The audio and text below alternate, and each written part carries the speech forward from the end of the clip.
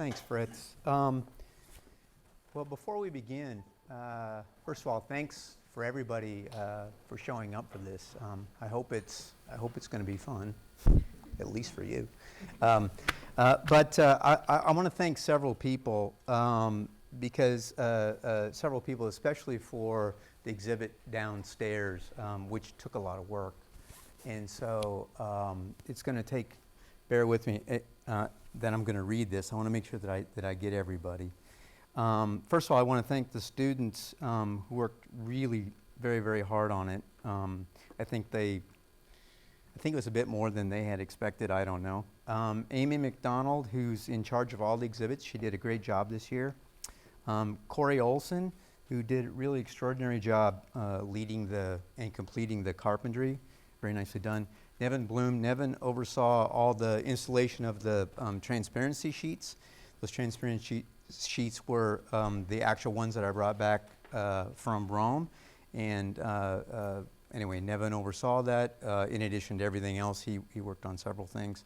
And all the students, Luke Stevenson, Adam Williams, Connie Chang, Hannah Bacon, Alex Wu, Eric Olivares, and Lupita Suarez. I also want to thank directly for the work itself, Nick Stetchen and Jason Sowell and Christine Stefani, who you'll see the contribution they made to one of the projects. Also, you'll notice the downstairs, a big part of the exhibit has to do with the photographs, and the photographs are taken from friends and colleagues that came to visit me. I sliced and diced them and put them in a different arrangement, but I was very grateful to have those images. They're from Fritz Steiner, Mel Lawrence, Nick Nikolov, Doug Oliver, and Alan Shearer, and also Michael Garrison.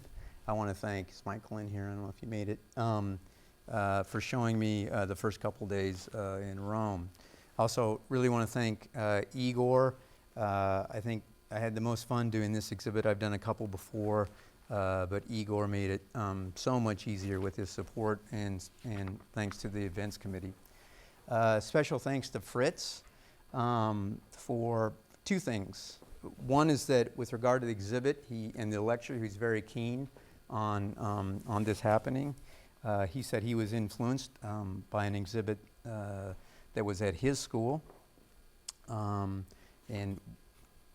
was something that he said that he actually made him think about and in fact did apply. I also want to thank him for his support for the material. Firstly, for a faculty research assignment, which allowed me time to consolidate my ideas to put together the application, and then the continued support for the year that I was gone. I'd also like to thank people from outside the school who were responsible for two of the projects that you see in the exhibit. First of all, Loretta Thomas and Dennis Bates, both who possess a delightful mix of decisiveness and openness. And secondly, warm welcome to any of the energetic New Life church members that showed up. They're guided by Carmen, who is an amazing person. So to that, I want to talk about the architecture here. First of all, so little time. I thought this would be easy, the exhibit, the lecture, after the work. Frank Gehry said, what we do as architects is just make mud pies and we show them to each other. So I guess I'll be showing you the mud pies today. What are the mud pies about? Well, basically the lecture is going to be about the influences and the timeline in the making of the mud pies. More seriously, I want to posit a returned consideration to the possible virtues of idealism and its relationship to precision, both in terms of thought, assembly, and proportion. Yeah, I said virtues, and I said idealism. So, he went to Rome. But I think in a world in which we have so much that we consider positive about pluralism, it gets to be a bit daunting. And for me, the embrace of the ideal serves a purpose, which I hope to show you. And then I also want to say that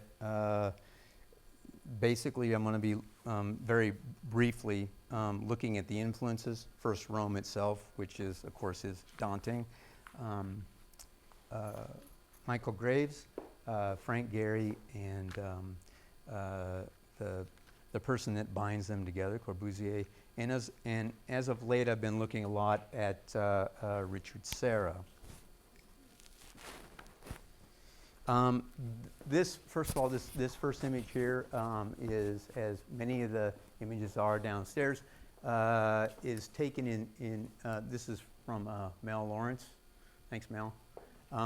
And it's been split. I mean, it's not quite that image. It's something very similar. In fact, the images downstairs are decidedly cubist in nature to deal with issues of time and space. The exhibit is about my work from the American Academy. I would like to concentrate on Rome itself and, as I said before, the nature of idealism. Specifically, these projects are in Texas and looking in it through that particular lens. So within the context of Rome, I mean, the first thing you do when you hit Rome, Francesco told me, where are you, Francesco? Francesco told me, yeah, go to the Pantheon and then go have a coffee, which is exactly what I did. Don't worry, this is not going to be vacation shots. But anyway, and these are some of the more important buildings which I sort of fell into. When I first arrived, so I want to talk about the influences first. When I first arrived, this drawing was in the salon, and it's a drawing from 1961 from Michael Graves when he was in the Academy, and you can see it's amazingly powerful. It's abstract at the same time figurative. He was an architect who in the 1960s, long before postmodern historicism, really was straddling that line between the two. And it's an aspect of architecture that I'm still interested in. Of course, you notice that it's very, very symmetrical. These are sketches from Frank Gehry, some beginning sketches for a project I worked on for a number of years. And although many people may think they're quite different architects, in some aspects they are, in more ways than not, they are similar architects. They're classical architects that use the same typologies and manipulate the rules of classicism in specifically different ways. And of course, very similar to Corbusier, where Corbusier is somebody who inverted the rules of classicism. You could say that Michael, in his own way, extended them, and Frank warped them. The other person I want to look at is Richard Serra and his interest in geometry. This is more specifically dealing with the torqued ellipses. I also want to look at the issue of assembly and its importance in precision and the notion of proportion. Now, there's very few architects that utilize proportion today. I'm someone who does it. It's not something that is out front of everything that I do. However, I believe it's a sort of quiet system in the back that helps me make decisions. It's one of my many sort of logical systems that I use to hang the lyrical from. You could also say maybe you take the lyrical to hang the logical from. It doesn't really matter which direction you're starting from, but this is, of course, showing Alberti's Santa Maria Novella. And this is, these are the kinds of regulating lines and proportions and geometries that we look at in my theory class, several people that I see that are here. This is a plan of San Francesco della Vigna in Venice. And this is planned by Sansovino, but it was something that was given to Francesco Giorgi, who was a musical theorist at the time, to make sure that everything was in accord with musical theory at the time. The Renaissance architects believed that not that they were making music out of architecture, but rather that music showed the validity of the complexities of proportions and the relationships to one another. That it was really a mirror of a preordained mathematical harmonious universe. What you can see here is that all of the, like this is 2 to 3, 6 to 9. We have a complexity of numbers over there that's not so much the proportions themselves, but really the relative complexity between them. So they would not simply go from 9 to 27. The 9 to 18, 18 to 27 was very important. And you're looking at, of course, the combination of simple ratios, but also the musical ratios as well. This is a sketch by Obuchi A, and we see this one from Vincent Architecture. And really, this is upon his approach or engagement within Rome. He pulls out these very simple spheres, these very platonic solids. And his point is not that that is something that one strives for in terms of its simplicity, but rather in the complexity of those shapes. So you take pieces of those in which the way they're combined, and that's what we recognize in form and in space.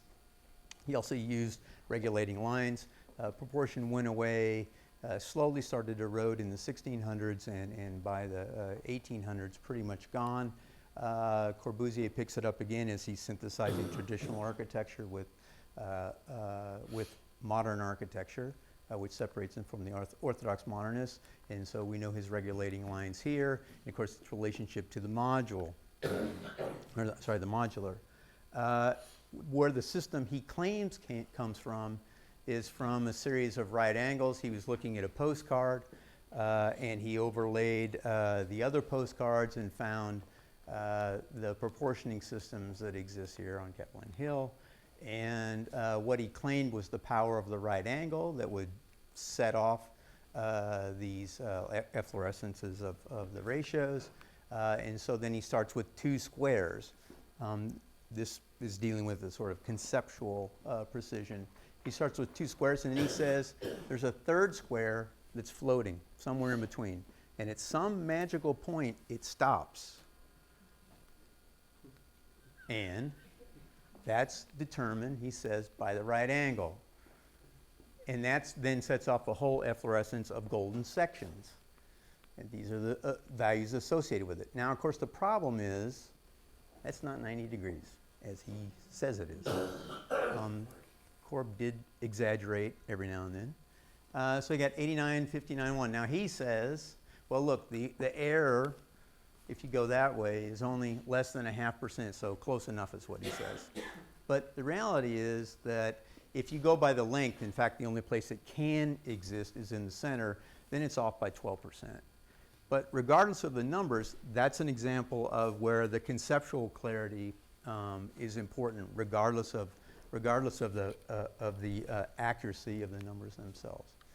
All right, I'd like to move on to Richard Serra. This is a piece, stepped elevations, that he did for the Pulitzer in 1970s. And what I really love about this piece is the way in which these vertical plates establish a datum, and you move in and through, and they register the landscape. What Serra is known for is someone who really takes sculpture, and sculpture is something that you move around and through. It's sculpture that comes off the pedestal and something that you experience. Much more architectonic than any architect that we know, even though he does have mixed feelings about architects, as you probably know. So I brought this up because there's a transcript, and there's some important aspects in this that I think are important to his use of geometry. Again, thinking about him in relationship to Corbusier, which is that it says that, do you ever think about architecture as something that interested you from a professional standpoint? And he actually says, no. You don't see down there. He goes, no. Like, boom. And he says he wasn't interested in plumbing. Architects have to do with function. So, and of course, he's got an ambivalent relationship here with architects. Architects he sees as the high priests. And then it says over here, but wait a second. Your whole body of work that you're now exploring comes from architecture. And he says, well, you mean San Carlino. And he says, yeah, that's it, from borrowing meaning. He goes, well, I came to those ideas before, I came to the church, so that doesn't really count, is essentially what he's saying. He's saying that he was at Frank Gehry's office and he was working with an aerospace engineer, Rick Smith. That's the space, by the way, he looked up and saw. And he said, well, he asked Rick, look, can you do this? Can you take an ellipse and have it on the ground and then rotate it up in the air and then connect those? Will that be a surface that could be connected by steel? And Rick said, well, he didn't know, but he didn't have time to deal with it because they were working on Bilbao. And so he said, well, that's okay. I went off and I did it myself. And so he continues through there and he talks about that, that he makes an invention of space that doesn't exist in architecture or in sculpture. And he's very, in many ways, pleased with himself. But the thing that struck me when I heard this, when I saw the interview, was that it's not that difficult of a problem, geometrically speaking, because it's just convoluted. I mean, literally convoluted lines. I'll show you in a second.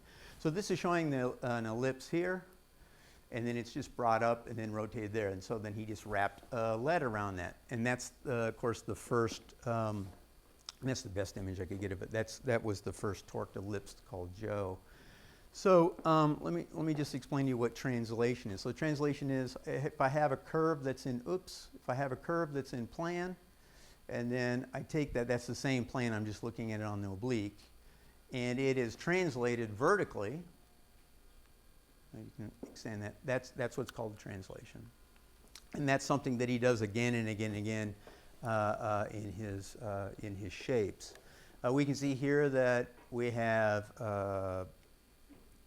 these are all what's called developable shapes, and so this is a cone. Or I'm sorry, a cylinder over here and a cone over there.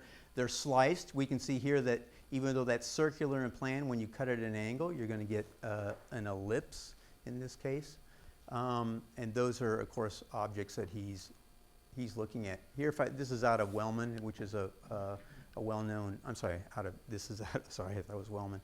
Out of Anthony and Ashley, another geometrical text. But we can see that everything above there is what's a developable surface. So right below the convolute is warped. So what does that mean? So we have plane, single, curved, which means you can unroll it. And just like these, so those are all, that's a developable shape. We can see here we've got a convolute, and what's showing is that there's one curve there, and there's another curve there of changing radii. It doesn't matter, they don't have to be a singular radius. And that's a partial convolute right there. So this is some formwork from a project that I worked on in Gehry's office, and there's a couple lines here.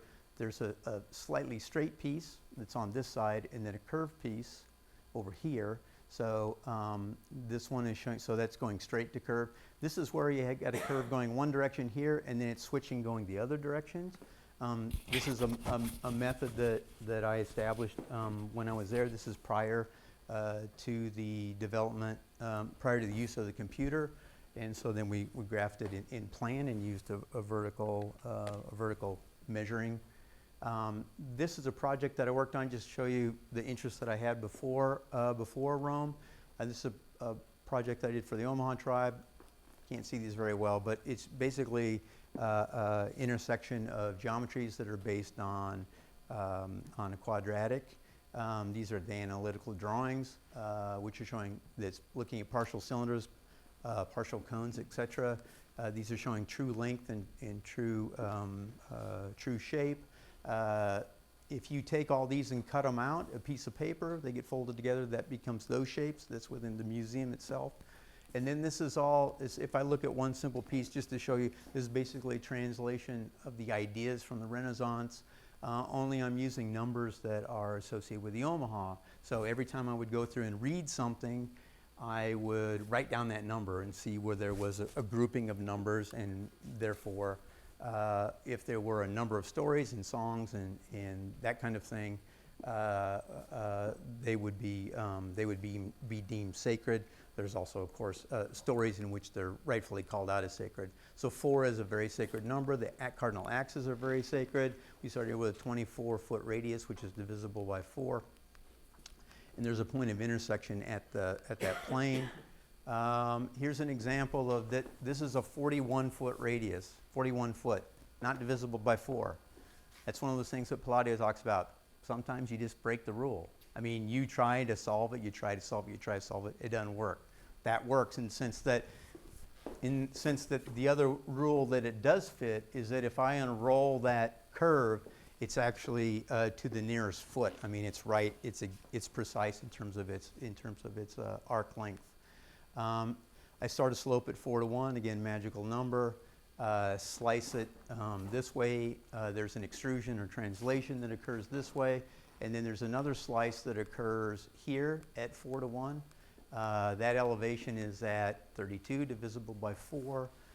6 is also a sacred number. That gives that point. So it's basically an architecture that is contingent upon its previous moves. And you can see that, for instance, point A that lies directly on that point. So the thing is that the different parts of the architecture are in dialogue with one another, 2-dimensionally as well as 3-dimensionally. There's a series of modules that are there. That's the Rhino model. And then this is showing the direction of the cardinal.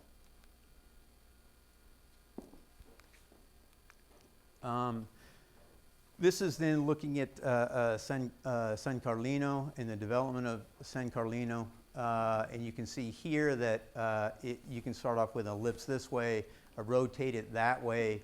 So that's the condition that Serra was looking at. If I take those elements and connect them relative to what we saw before in terms of like partial convolutes there. So we have a line that's curving relative to the formwork that we saw before. So essentially, if you just take those and you pull them apart, I mean, this was 2 minutes on Rhino. You know, conceptually, it's actually something that's quite simple. And I guess what I'm saying is that I think if Serra would have thought that it was that simple, he might have not pursued it. In the same way that, you know, Corbu, which was sort of like he found that magic spot. It didn't need the right angle. The right angles, I mean, I guess it just sounds better. But the fact that he found a spot that generated those efflorescences, that's what's important. The fact that he generated this, you know, really amazing, beautiful shape is what's important. That's just an example for me of pursuing the ideal and ending up with something and of course, this is very, very similar to that sketch that he had, that he said that he was unaware of that would happen. This is just showing that one piece. And just showing that you can manually also, you don't have to do it with computer, you can manually pull it apart and find out the true length of each one of those chords, for example. So I mean, it's not something that's required with a computer. It can be solved quite easily graphically as well. So the notion of this is something that I've been interested in for quite some time, which is that if I have a cylinder, which of course reads as a rectangle in plan, that's its elevation, the smaller circle there, and I describe a cut through it that's very rational, very simple, just a couple of different arcs here. And if I run the saw through that shape, I have something that I have an idea about where it's going to go, but I don't necessarily know specifically what it's going to be, but it's something that can be described very simply in plan, in section, and doesn't need a whole lot with regard to difficult descriptions in order to either be, to be described or to be constructed. And I just put that in opposition to so much of what we do on the computer, which is just to let the computer tell us what the description is. There's a conceptual clarity that I believe that we're in control of when we handle it that way. With regard to the timeline of being in Rome itself, the very first thing I did, I was here and I was reading a book by Rabin Taylor called Roman Builders. Is Rabin here? I just wondered. Rabin is in the classical department, and this is the best single book I've read on Roman builders, and I think I pulled out every book that I could on Roman building in the different libraries, and this was by far and away the best. Rabin's really a tremendous thinker. I'm going to fold in that in a little bit here, but you can see here that he's looking at the false work the Romans would use to construct their very, very large span structures. And this gave me the idea of what I wanted to do, which is that I was very interested in, am still very interested in wood construction in the United States. Largely, we deal with two kinds: either light frame construction or heavy frame construction. And I was really interested in what we could do with something that was more of a medium weight construction.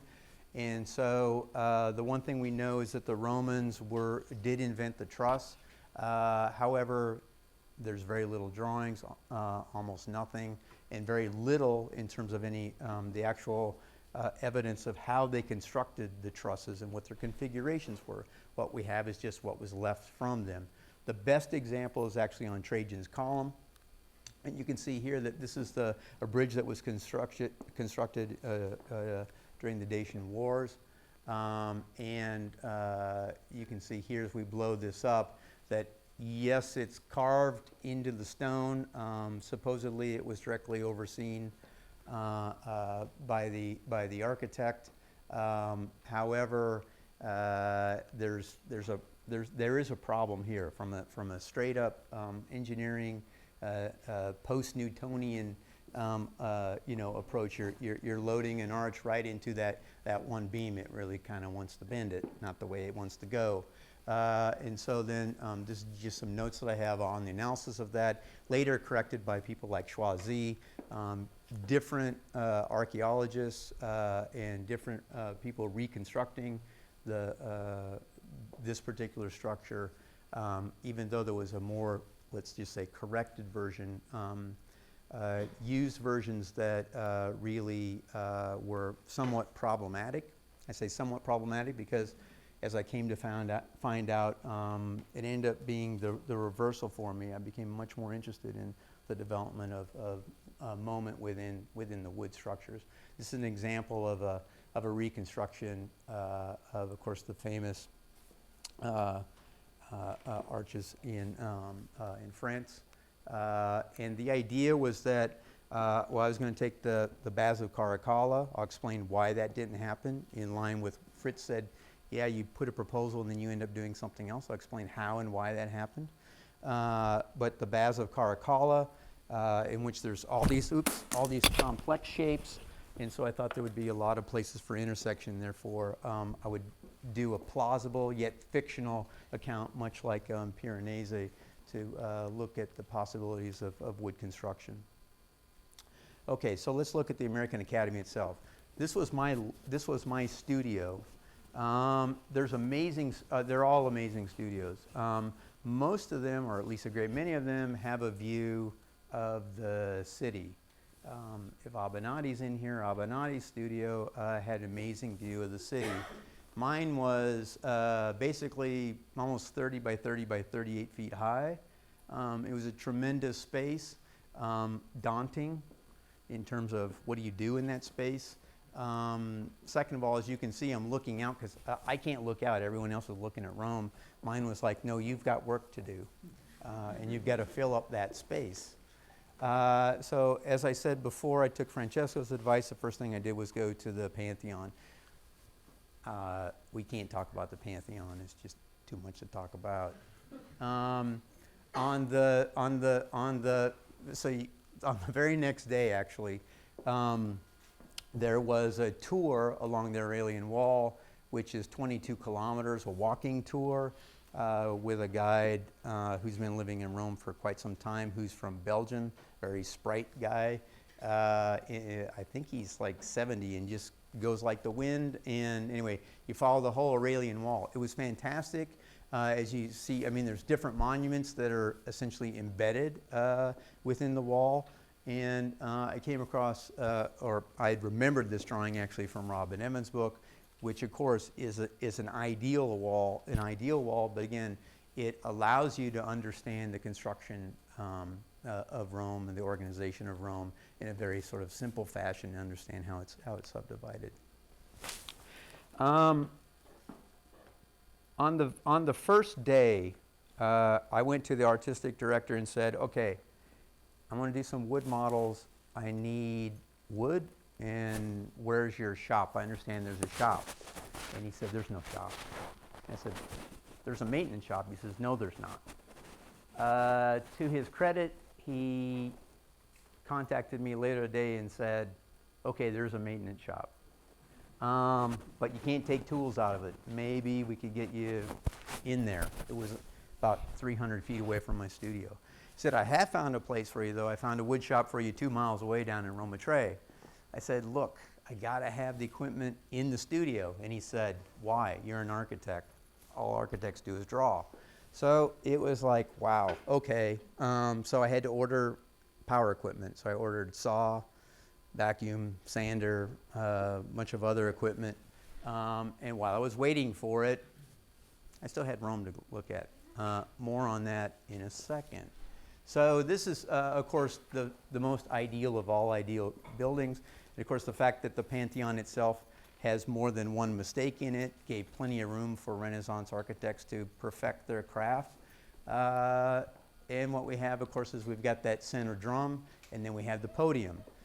So that's essentially the ideal of the cylinder. And of course, what makes this building really interesting are all the details around it where the ideal is broken.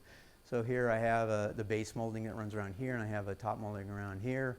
And then I have this very curious situation of transitioning from these steps up into here. So I have this sort of funny step that is both of this step and of that step.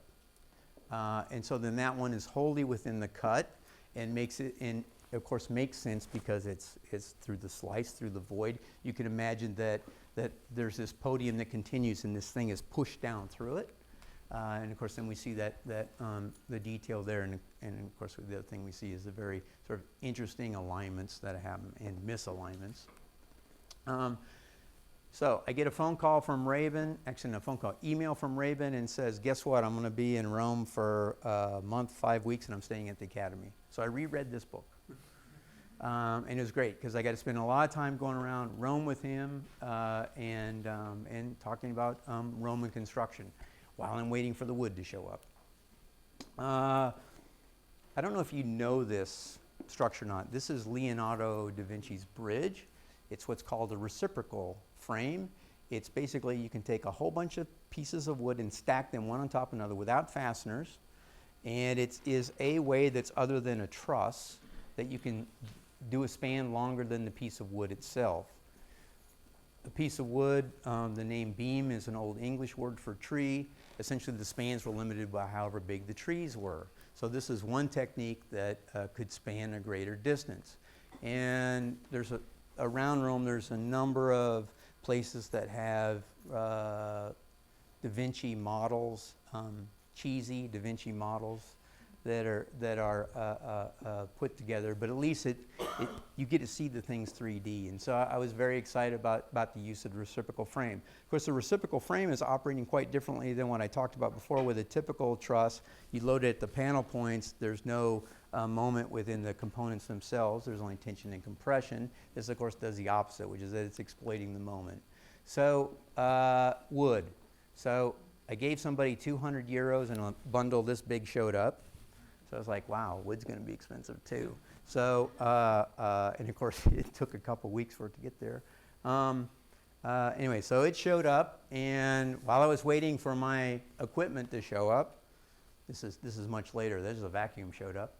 I took the wood. The wood is replicated downstairs. The pieces that you see are replications of the wood structures that I did, and those are at the length that was delivered by the carpenter because I couldn't cut them. So I just took different pieces and assembled them. This is a reciprocal frame, and of course the reason it doesn't have thrust, as Francesco was asking me, is that in a sense, I mean, there's the moment that's induced there, and so it keeps the thrust contained. It's the version downstairs has a smaller square on the top. This was at one time was used as a dancer studio, so there was a mirror in the studio, and so I thought, great, now I can buy half as much wood. I just lay it up against there, I can see the volume. But what I realized in the reciprocal frame is essentially it's a weave. And so, so just like the one downstairs, I mean, these are put together by a weave. You put tension and compression, again, by bending it, using in essence, moment, you're able to make a structure. Now, it's not that steady. If you bumped in the one downstairs or leaned on the one, in fact, the first day, I think they both came down, but that was a cleaning crew that hit them. And then just showing the weave here. All right. They tell you on the first day that this is a prize. If you don't want to do anything, you don't need to do anything. You can just go have wine all day if you want. That's your choice. There's no requirements. A one-page report when you get back, and that's it. So while I was waiting for my equipment, there was a painter who was a resident fellow, and said, "I need to go look at Borromini. I need you to take me. You're the only architect." There was another architect, a great guy, Ferrat, who showed up in February, but I was the only architect there, and she said, "I need an architect." And so I was determined I was going to stay away from Borromini. It's a little bit like being in Paris and staying away from Picasso if you're studying painting. You know, I mean, it's just like, really? Like, I knew I would be sucked in, and so Santivo is only open on Sunday mornings for a couple hours, and as soon as I saw it, that was it. So this is really for me the Baroque begins and ends with Borromini. I know I offended so many people out there. But I really love the purity of the Renaissance, and really what Borromini does is it really is the sort of culmination of the Renaissance. And he does everything with such an economy of moves. He does everything that Frank does, and Frank will acknowledge that, with just an economy of moves, with just so few moves. And so you're standing underneath this thing, and the world seems unified. It seems very simple. It seems very much in harmony. And then you start looking at it and you go, well, there's a couple of curves, and if I translate those like I did before, right, I can make that be a fairly simple, that's a developable surface there. And then I look here and I go, oh, wait, this one's curving, that one's curving the opposite way. How do you do that? And then I notice, well, actually there's three planes. There's a plane there, there's a plane there, and there's a plane in the center. So where does he put the putti, which are the little cupids up there? He puts them right where all that mess is, right? That's when it's doing all that sort of stuff. So again, there's like the ideal, and then it's the resolution of those that sort of all the fun begins. This is Santivo on the outside. I just flipped this one, and this is for Francesco, because I talked about this, which is that people always wonder, and maybe Mirka knows where that language came from. And I have a theory, which I really haven't pursued, but I noticed that walking through Piazza Navona, when you look at the tops of these, those are ellipses that are on a weird, they're on a regular angle, but because they're in perspective, they're tilted. And if you look here, like this one close, if you look up the top, it has that same sort of spin or feel. I think that when you're developing, or when you're playing with the geometries, you're very much sort of inhabit those, and you understand the notion of projection, that it's not something that's just translated in plan and in elevation. We know that, as I said before, you take a cylinder, you slice it, you have an ellipse, and vice versa. When you rotate the ellipse, it becomes a circle. So I went then the next Sunday with the same artist, who actually made a body of work out of it that's traveling in Europe right now, by looking at Borromini. And we went into San Carlino, and this looks very complicated, and in many ways it is, and in many ways it's sort of conceptually simple. So I thought, I don't know if you can see that or not. Way back there, there's 3 circles. There's a line. There's a that doesn't read so good, does it? All right. If I have a simple gable, and I intersect it with a partial cylinder, that's what I get, and so that's the same shape as there. So they're very simple intersections that are going on. So as I was looking at this, there was another fellow, and that's the great thing about the fellows, which is that at lunch and at dinner, what are you doing? What are you doing? Well, this is what we did, this is what we did. Oh, have you seen this? Have you seen that? So one of the fellows said, oh, have you seen Michael Hill's article from 2013 on Borromini? I said, no, I haven't seen it. Okay, here, let me forward it to you. So she did. And so this is, again, sort of conjecture in terms of how was the project developed. These are the original drawings by Borromini in the Albertina in Vienna. And there's what's really interesting about his drawings is you can see that there's all this sort of movement that's going on. He's making changes for functional changes for the client. He's also making changes because of the geometries themselves. What I noticed here was that this one is actually at an angle of 62 degrees. So it's off by 2 degrees. Again, the ideal shape being the equilateral triangle, but in this case, 2 degrees. Okay, we can make it work. And then on the facade, you'll notice that that front curved facade is rotated ever so slightly. So again, what are the geometries that are governing it? I want to show you a small example. I mean, I started to play with this a little bit, but as you can imagine, these can become huge time sinks. And so I was just looking, I was trying to reconstruct it myself just to see what these shapes were. And if you split the columns here, and I'm going to look at that edge condition, there's a straight edge there, and look at that simple intersection between those two. So in essence, when you construct that, and you start off here, this is very sort of simple. What you find out is that you have two options. You have the green one or the blue one. They look like virtually they're the same. But when you zoom in, you're looking at either the intersection occurs of the circle along that slope, or does it occur? The other option is that you could change the radius and make it occur at the center line. So there's all those kinds of things that we do as architects, which is that where does it belong, how does it work? And so there's ongoing discussion by scholars in terms of what was used to lay out. And then the question for me is, and where does the slop occur? I guess you would probably have to really, do a three-dimensional analysis of the entire construction to figure out what ultimately was decided. And of course, this is it looking up, and it is extremely powerful and extremely rich for me, my own personal favorite. What they tell you is that you're there to discover, you're there to discover new architectures, new forms, new spaces.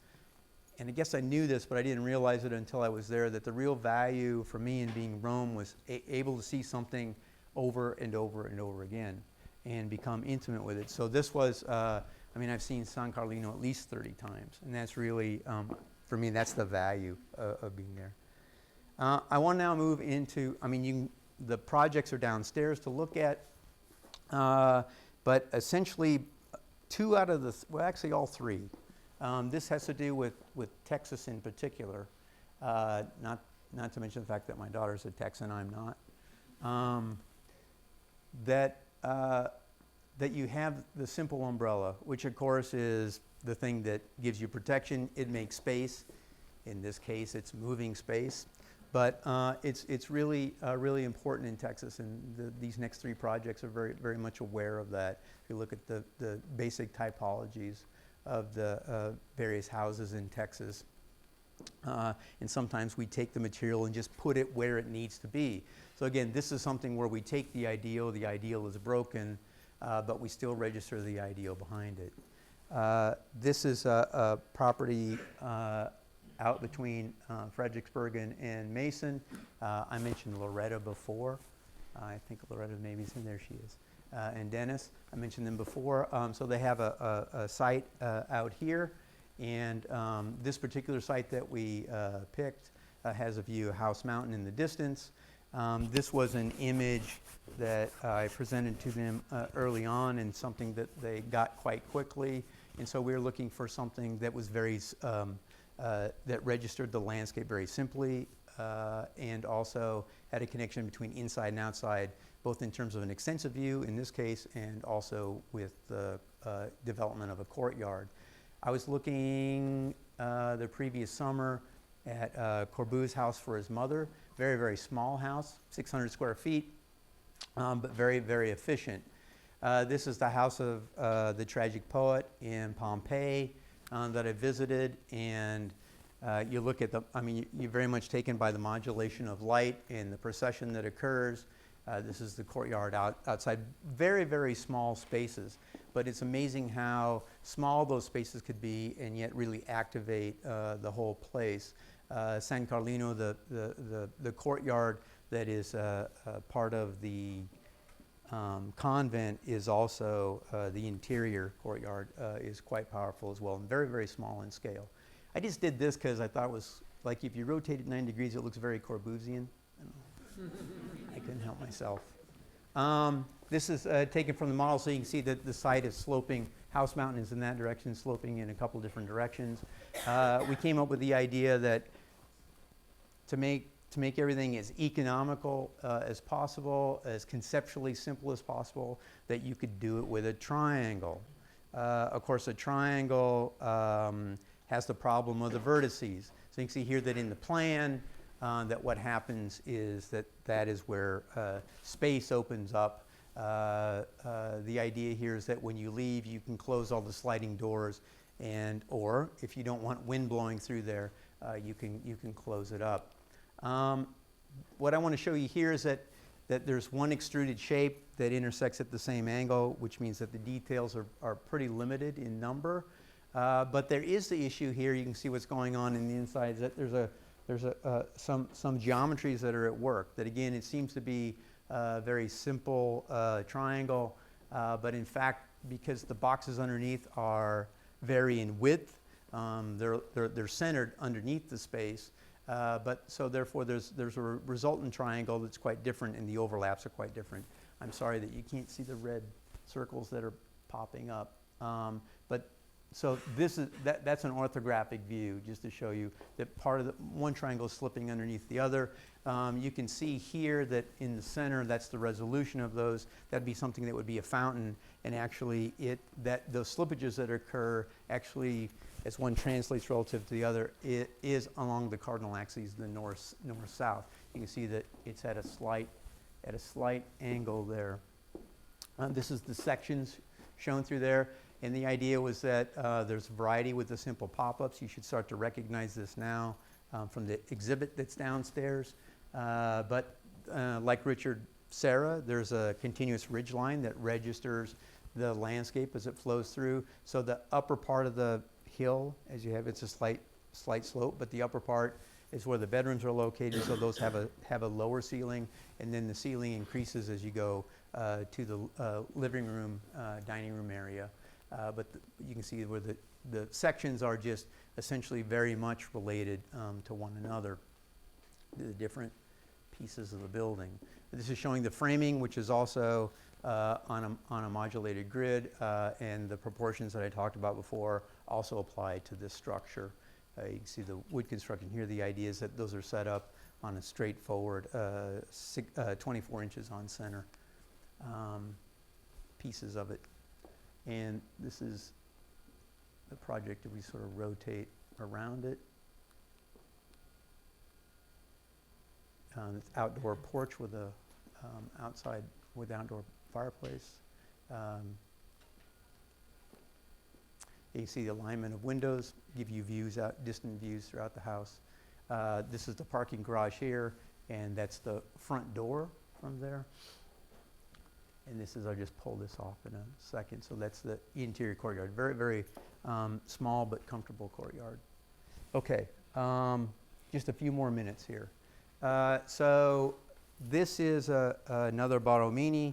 What I love about this is that, well, he was also an iron worker, and he said, okay, I need space, so I'm going to draw space. I'm going to do it with iron. And so he makes the tower Very, very beautiful, simple assembly with the bells. And of course, I noticed the relationship between that and Frank Gehry, who was inspired by San Gimignano and said, you know, I want that kind of verticality, and did the same thing. Just basically drew the volume in a relatively inexpensive way to get the verticality.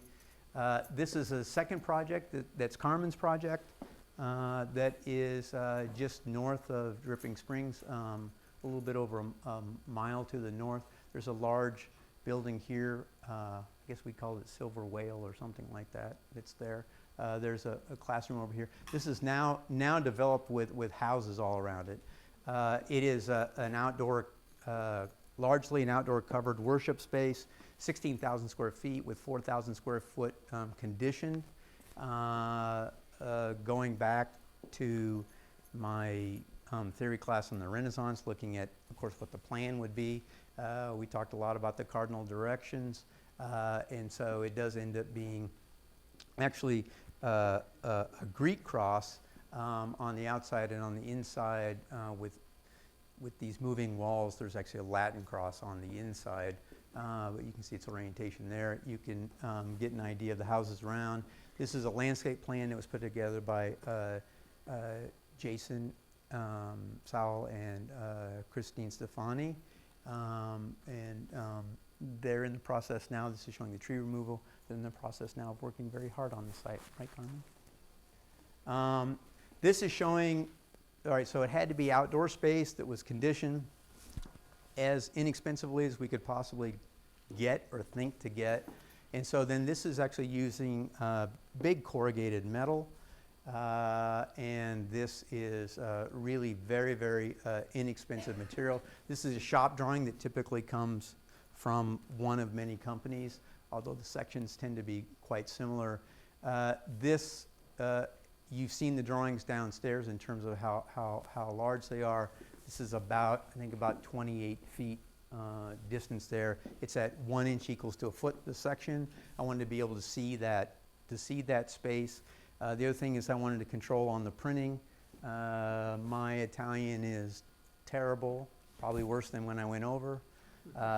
And I knew that, I mean, everything's negotiable there. In fact, that's the only choice is negotiable. So I knew if I messed up the prints, I couldn't negotiate my way to a cheaper price, probably would go up, I don't know. So I wanted to have control, and so I thought, well, if I got a black and white printer, I could do it on 8.5 by 11 transparency sheets and then control everything. I did transparency so that when the humidity hit it, it wouldn't stretch as much. Of course, the heat does stretch it. And so I decided that I would do everything in tiled version that you see downstairs. There's two things. One is that we can get 15 sheets of transparency here for $18. It's €2 a sheet in Rome. So it wasn't as inexpensive as I thought. The other thing is that when you tile it, you got one sheet, you got 9 around it.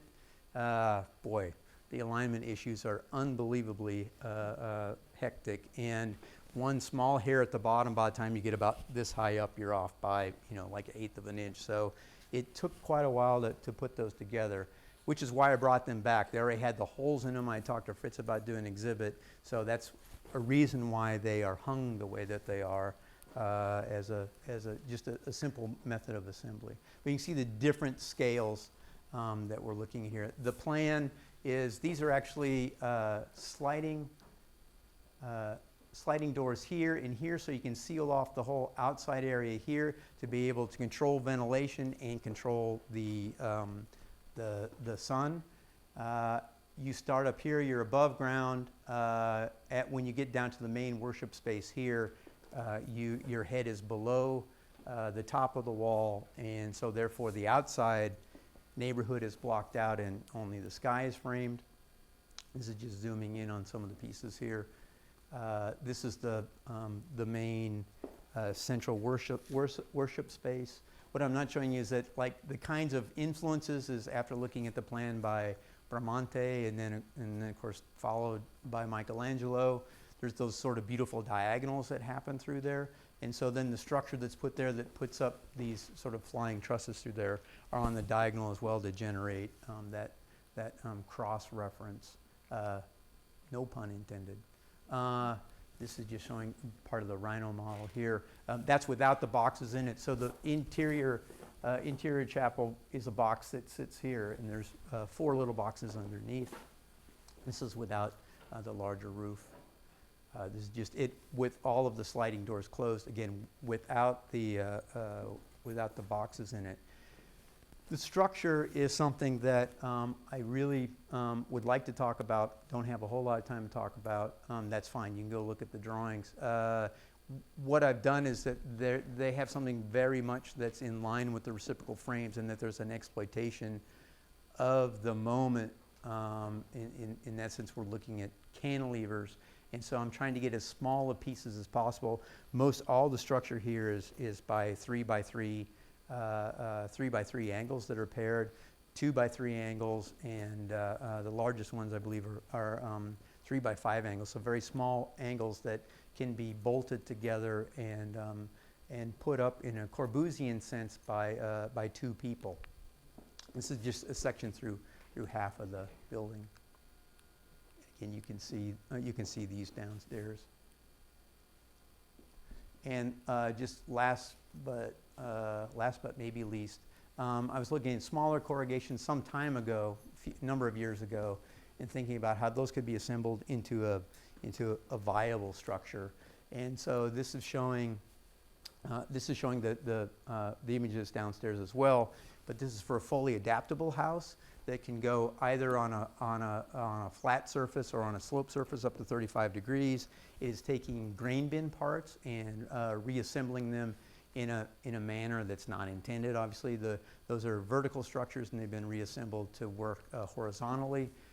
The other thing that I'm doing, that's the feeder structures there that would be using that. So the idea is that you can order these materials from the manufacturers without them being custom made. You just tell them the radius that you want and the part numbers, and then they arrive on site. And the key, of course, is to have the assembly. And that's the vertical assembly there. They're showing it from a flat to 35. That's the plan there, which is largely open. There's a number of rotating pieces that control the ventilation, the view, and the approach. The idea here is that we know that in a house, usually the front door is wherever the street is, and the windows and everything else go along with that. So you have heat gain and heat loss where you don't want it. You have views where you don't want them. You have ventilation where you don't want it. This is to be fully adaptable. And so the pieces that cover the windows rotate. There's also, this a cowl that rotates, so you can block out west sun, or you can let sun in, or block the sun out. And then there's very inexpensive equipment that you can get from Holland. It's used for the greenhouse technology. So on one side, which has a long covered porchway, walkway, it's of course similar to the umbrella. That can be fully adjustable. That can be manual, or it can be attached to a motor. And of course, the motor can also be hooked up to a computer to follow the sun if you like. This is it from down below. We have a minimum of 3 points, which makes a triangle to make it basically stable. You can see the little points here, which would be that the walkways, the stairs, and the ramps can be connected at these points if, say, the slope was coming from the other direction, or the entrance is coming from the other direction. So it really doesn't, it's really indifferent to the site and adaptable to the site. So that's the basic structure that's here. And then that's it, sort of stacked. That's a cut through there. And then this is the reciprocal frame in space, but you can see, get a larger view. Oh, finally got the saw and the sander. Too late. So, and this is, again, the house that I showed you that was in the space. It gives a general overall view of the size. Very quickly, downstairs. You can see that it's also based on equilateral triangle, very much in line with the house. You can see that it has the pop-ups that follow the lettering that go around the outside. More importantly, what they do is that those pieces were dismantled, and so in order to fit them, parts of them had to go vertical. And so these pop up to accommodate the various configurations. You have certain things like this is where you enter, so this one has to be centered. I'm still a classicist, so it has to be centered. And then the other ones sort of flip around that. You have, again, at the corners that are open that allow for flow that way. You can see here then the one sculpture, wood sculptures here, and then looking down the alley here, you have the view of it over there. This one over here shows the overall plan that has these drawings that I prepared for the exhibit. This is what I noticed. This is what you always find out, of course, is that I went through my photographs, putting together the assembly, and I ran across this one, which is out by Hadrian's Villa. So quite often you forget where things come from, and then we're back to here. Thank you.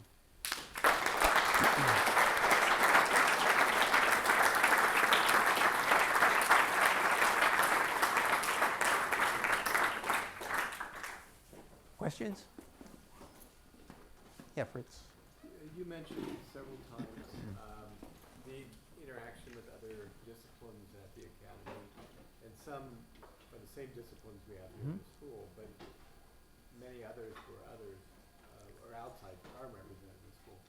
Could you just, what did you get out of those interactions with people that came from very different backgrounds? Yeah, well, of course, the great thing is that you're in the population, the real world, and so you truly realize how important architects are. The second thing is that what I found really interesting is that as architects we think that what we do, and we do it well, is synthesize vast amounts of information into a cohesive whole. However, like the archaeologists, put together whole worlds, sociologically speaking, physically speaking, musically, whole worlds. So they also do, a great amount of synthesizing. Of course, what their attempt is largely is to reconstruct it as it was. And of course, we're constructing something as we hope it to be. And so that's a major difference. But I guess I found the easiest to get along, in terms of having a dialogue. However, my best friend was a person who was, studying migrant movement. So we had a lot to talk about. So it was just a lot of fun, as you know. You don't know where all the ideas are going to come from. And so the really nice thing is that they have trips. You go on trips with them and go look at things they're interested in. And of course, then they go and look at things you're interested in. There's several of us would go. It's just, like I said, I thought this would be simple, but as you go through all of the photographs, you just realize how much stuff there is. I could have just done the lecture on, I saw a Morandi show 5 or 6 times that was an incredible collection of the work that was down at the bottom of the hill, and so you just never know what you're gonna find there.